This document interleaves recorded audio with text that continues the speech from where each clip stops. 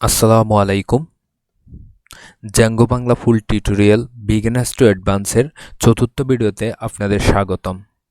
আগের ভিডিওতে আমরা দেখেছি কিভাবে প্রজেক্ট ক্রিয়েট করতে হয়, কিভাবে প্রজেক্টটি ক্রিয়েট করতে হয় বা কিভাবে ডিরেক্টরি ক্রিয়েট করতে হয়, ডিরেক্টরির ভিতরে কিভাবে প্রজেক্ট ক্রিয়েট করতে হয়, এই জিনিসগুলো আগের ভিডিওতে আমরা দেখেছি। আজকের ভিডিওতে আমরা দেখব কিভাবে ওই প্রজেক্টটি রান করতে হবে বা প্রজেক্ট কিভাবে রান করতে হবে, কী কী কমান্ড ব্যবহার করতে হবে সেটি আমরা দেখব। যারা এখন আমাদের চ্যানেলটি সাবস্ক্রাইব করেনি তারা এক্ষুনি সাবস্ক্রাইব করে দিন। সাবস্ক্রাইব করে সাথে থাকা বেল আইকনটি অন করে দিন এবং আপনাদের বন্ধুদের সাথে শেয়ার করুন। চলুন তাহলে আমরা শুরু করি।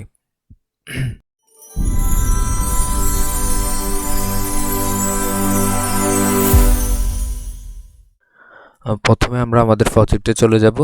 আমাদের প্রজেক্টের ফোল্ডার আমরা যেভাবে ক্রিয়েট করেছি এটা হচ্ছে আমাদের ডিরেক্টরির ভিতরে আমাদের প্রজেক্টটি ক্রিয়েট করা হয়েছিল আগের ভিডিওতে। প্রজেক্টটি হচ্ছে হ্যালো ওয়ার্ল্ডের ভিতরে আসবো। হ্যালো ওয়ার্ল্ডের ভিতরে আসার পরে আমরা দেখব manage.py। manage.py হচ্ছে ফুল প্রজেক্টটি রান করে বা এক্সিকিউট করে। আমরা manage.py যেখানে আছে এইখানে পাতে ক্লিক করব।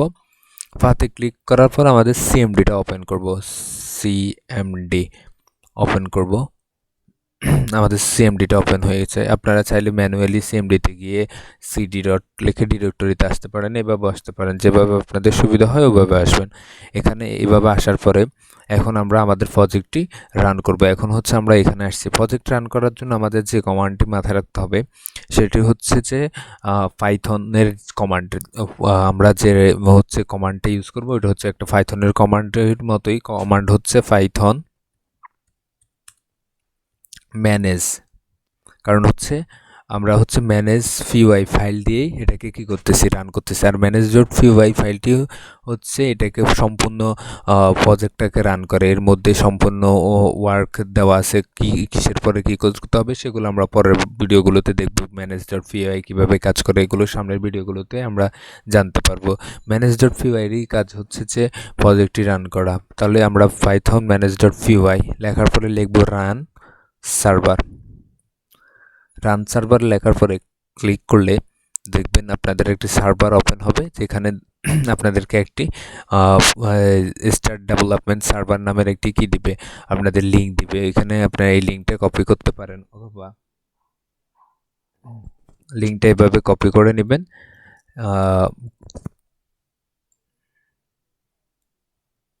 লিঙ্কটা কপি করে আপনাদের হচ্ছে যে কোনো পছন্দের ব্রাউজারে আসবেন, এসে লিঙ্কটা পেস্ট করবেন। পেস্ট করে এন্টার দিবেন, দেখবেন আপনাদের প্রজেক্টটি রান হয়ে গেছে। The install work successfully, congratulation, এভাবে লেখা উঠবে আপনাদের প্রজেক্টটি রান সাকসেসফুল হয়েছে। যদি কারো সিএমডি কমান্ড এভাবে কাজ না করে তখন কি করবেন, সিএমডিটা বন্ধ করে দিবেন, মানে ক্লোজ করে আবার ওপেন করবেন। সেমভাবে যেভাবে আমরা ওপেন করছি সেভাবে ওপেন করবেন, তাহলে দেখবেন যে কাজ করবে। এটি রান করার অনেকগুলো নিয়ম আছে, যেমন হচ্ছে এটি আমরা হচ্ছে যে ডিরেক্ট লিখে দিলাম পাইথন manage.py রান সার্ভার। এখন হচ্ছে এটা হচ্ছে আমাদের লোকালি, আমরা যদি যাই তাহলে লোকালি দেখবেন যে 8004 যেটা আছে ওটাতে রান হয়ে গিয়েছে, লোকালি যেটা রান হয়ে গিয়েছে। এখন আমরা চাইলে আমাদের পোর্টটা চেঞ্জ করে রান করতে পারি। সেটা কিভাবে সেটা আমরা এখন দেখব।